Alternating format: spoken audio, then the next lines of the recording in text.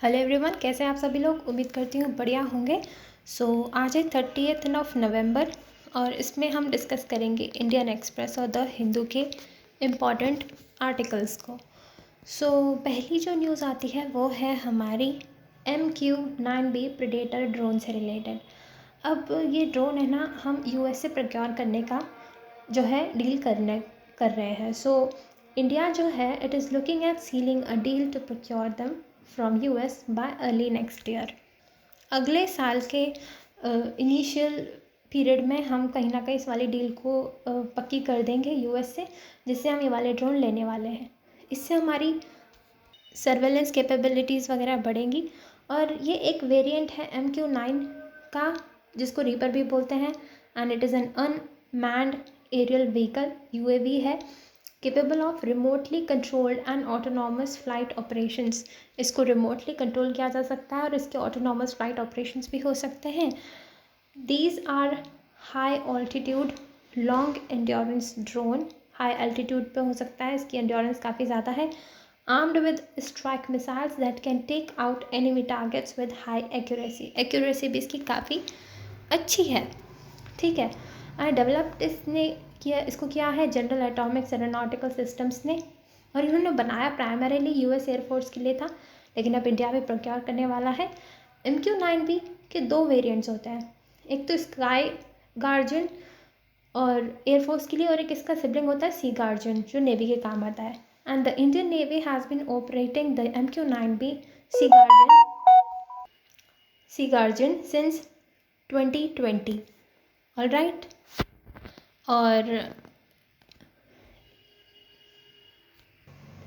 it comes with 9 hard points capable of carrying sensors, laser guided bombs, besides air to ground missiles। इसमें missiles लगे हो सकते हैं, bombs लगा सकते हैं, सेंसर्स होते हैं। And it is endurance of over 27 hours and can operate up to 50,000 feet high with a 3,850 pound payload capacities। इतने पेलोड के साथ ये इस हाइट तक 50,000 फीट की हाइट तक काफ़ी लंबे समय तक जो है हवा में रह सकता है। It is equipped with advanced features, जैसे कि ऑटोमेटिक टेक ऑफ लैंडिंग वगैरह के फीचर्स होंगे। डिटेक्ट कर पाएगा कोई भी थ्रेट और उसको अवॉइड कर पाएगा। एंटी स्पूफिंग GPS है इसमें, इनक्रिप्टेड कम्युनिकेशन लिंक्स हैं, तो ये काफ़ी एडवांस्ड है। इसके अलावा it can carry multiple payloads such as electro optical infrared, multi mode radar होगा, multi mode maritime surveillance radar, electronic support measures, laser designators, इसके अलावा बहुत सारे वेपन्स। तो ये हमारी कैपेबिलिटीज को काफ़ी बढ़ाएगा, ठीक है। ये बात थी इसमें। नेक्स्ट आती है न्यूज़ COP28 से रिलेटेड।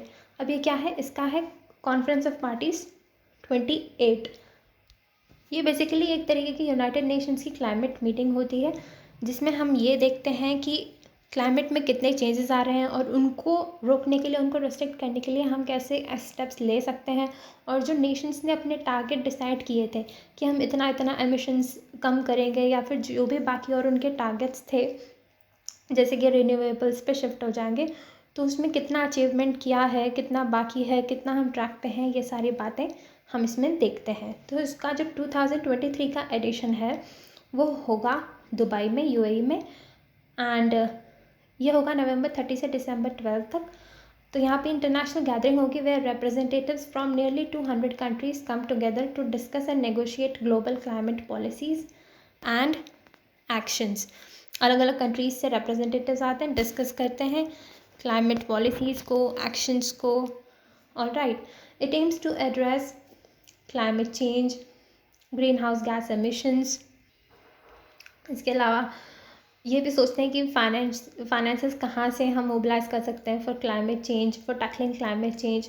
बेस्ट प्रैक्टिसेस शेयर की जाती हैं, कोऑपरेशन कोऑर्डिनेशन की बात की जाती है between different agencies and countries. उनका मेन एजेंडा ये होता है कि जितने भी हमारी प्रोग्रेस हुई है क्लाइमेट चेंज से फाइट करने में, उसको रीड करें, उसको एनालाइज करें, और क्या चेंजेस लाने की ज़रूरत है उस पर बातचीत हो। इसका जो COP27 था ये पिछले साल हुआ था शर्म एल शेख में, इजिप्ट में। And COP28 holds the potential to be a transformative movement movement in the fight against climate change. तो ये एक अच्छी अपॉर्चुनिटी है जिसमें अगर हमें लगता है कि हम कहीं लैग कर रहे हैं तो हम उसे इम्प्रूव कर सकते हैं हमारे एफर्ट्स को। सो ये बात थी। नेक्स्ट न्यूज़ आती है रैट होल माइनिंग से रिलेटेड। अब ये क्यों था न्यूज़ में, ये इसलिए था, अभी हम जानते हैं कि उत्तराखंड में जो सिलकायरा बारकोड टनल थी वो कोलैप्स हो गई थी, जिसकी वजह से 41 वर्कर्स ट्रैप हो गए थे इनसाइड इट। तो उनको अब रेस्क्यू कर लिया गया है। Rescuers have rescued 41 workers trapped inside it. और पहले तो ऑगर मशीन से उसमें ड्रिलिंग की गई थी, जितना भी वहाँ पे मलबा था उसमें काफ़ी होल तो हो चुका था उस ड्रिलिंग मशीन से, लेकिन उसके बाद वो भी टूट गई थी। तो उसकी वजह से फिर जो बाकी का छोटा मोटा डिस्टेंस था लास्ट का, वो रैट होल माइनिंग के थ्रू हमने जो है डिग किया उसको। तो ये होता क्या है बेसिकली रैट होल माइनिंग, ये एक मेथड होता है। ये बेसिकली कोल माइन करने का एक मेथड होता है जिसमें बहुत पतली पतली हॉरिजॉन्टल ऐसे सीम्स बनाई जाती हैं, डिग किया जाता है लैंड में। बेसिकली ऐसे नैरो नैरो होल्स कर दिए जाते हैं जिसमें एक आदमी जाता है और वहाँ से फिर कोल को माइन करके बाहर लाता है। तो ये काफ़ी रिस्की मेथड होता है और इसमें कई बार वर्कर्स की जान चली जाती है, तो इसलिए इसको बैन भी कर दिया गया था। ये मोस्टली मेघालय साइड जो है प्रेवलेंट है ये वाला मेथड। तो इसी मेथड से हमने वर्कर्स की जान बचाई है। And in this process narrow pits are dug into the ground and then miners descend using ropes and ladders to reach the coal seams। उसके बाद कोल को मैनुअली एक्सट्रैक्ट किया जाता है यूजिंग प्रिमिटिव टूल्स। मगर इसकी वजह से क्या होता है, लैंड डिग्रेडेशन काफ़ी होता है, डिफॉरेस्टेशन हो रहा है, वाटर पोल्यूशन हो रहा है इस वाले मेथड से, माइनिंग वगैरह से। तो ये सारे कुछ कंसर्न है। उसके बाद सेफ्टी मेजर्स भी लैक करते हैं, तो कई बार वर्कर्स की जान चली जाती है। तो इस वजह से इसको नेशनल ग्रीन ट्राइब्यूनल ने 2014 में बैन कर दिया गया था। हालांकि फिर मेघालय गवर्नमेंट ने इस ऑर्डर के अगेंस्ट सुप्रीम कोर्ट में अपील की थी। तो अभी तक ये बात है। और जो उत्तराखंड टनल है उसमें इसको लास्ट लेग में यूज़ किया गया है, मतलब लास्ट का जो थोड़ा सा पार्ट था उसी में यूज़ किया गया था after the auger machine failed. Alright, उसके बाद आते हैं क्लाउड सीडिंग पर। अब ये क्या होता है, ये एक तरीका होता है जिससे आर्टिफिशियल रेन क्रिएट की जा सकती है। मतलब एक तो होती है रेन नेचुरली जो होती है, एक होती है आर्टिफिशियल जो कि हम इंसान कुछ करते हैं क्लाउड्स में, बेसिकली कुछ मटेरियल इंड्यूस करते हैं, कुछ मटेरियल उसमें इंट्रोड्यूस करते हैं क्लाउड्स में जिससे कि प्रेसिपिटेशन हो जाए। अब ये क्यों नहर यूज़ में, क्योंकि दिल्ली में हम जानते हैं कि स्मॉग वगैरह की काफ़ी प्रॉब्लम रहती है पोल्यूशन की वजह से। तो उसको टैकल करने के लिए, क्योंकि अगर बारिश होगी तो कहीं ना कहीं वो जो पोल्यूटेंट्स होते हैं वो कम हो जाएंगे, तो ये बात की जा रही है। सो क्लाउड सीडिंग और artificial rain is a weather modification method that induces precipitation by introducing substances into cloud. कुछ सब्सटेंसेस क्लाउड्स में इंट्रोड्यूस किए जाते हैं लाइक थ्रू एरोप्लेन या फिर किसी और तरीके से, जिससे प्रॉपर प्रेसिपिटेशन हो सके। लेकिन कुछ जो एनवायरमेंटल क्रिटिक्स हैं उन्होंने कहा है कि ये काफ़ी एक्सपेंसिव होगा एंड इससे जो रूट कॉज है पोल्यूशन का वो टैकल नहीं होगा। यानी कि मान लो पोल्यूशन हो रहा है फैक्ट्रीज से, व्हीकल्स से, या बाकी जैसे क्रॉप रेसिड्यू बर्निंग वगैरह जो होता है, तो वो वाले रूट कॉज जो है वो तो टैकल नहीं हो रहे ना इससे। तो ये एक प्रॉब्लम की बात बताई है और इसके क्या इम्प्लीकेशंस हो सकते हैं लॉन्ग टर्म में एनवायरनमेंट पे, वो भी काफ़ी क्वेश्चनेबल है। सो देखने की बात है क्या होता है, क्या क्या एजेंट्स, क्या क्या मटेरियल यूज़ किए जाते हैं इसमें। तो है सिल्वर आयोडाइड या फिर सॉलिड कार्बन डाइऑक्साइड, जिसे ड्राई आइस भी बोलते हैं, they are utilised. And Delhi government is planning to use artificial rain to reduce pollution in the city.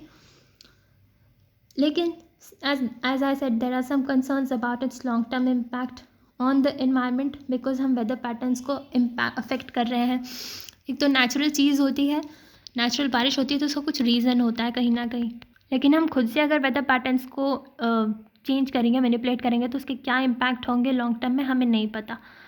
तो वो काफ़ी एक क्वेश्चनेबल चीज़ हो जाती है। तो it may manipulate weather patterns, therefore it is quite debatable कि whether it should be used और it should not be used.